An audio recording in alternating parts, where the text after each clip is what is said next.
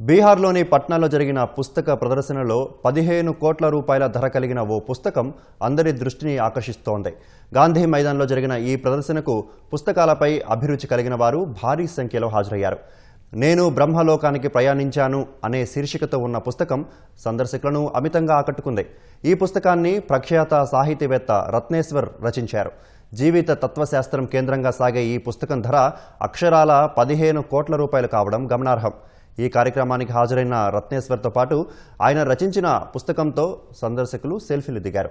తాను 1.5 ఏళ్లు ప్రవాసంలో పొందిన అనుభవాల ఆధారంగా దీన్ని రచించినట్లు రత్నేశ్వర్ తెలిపారు.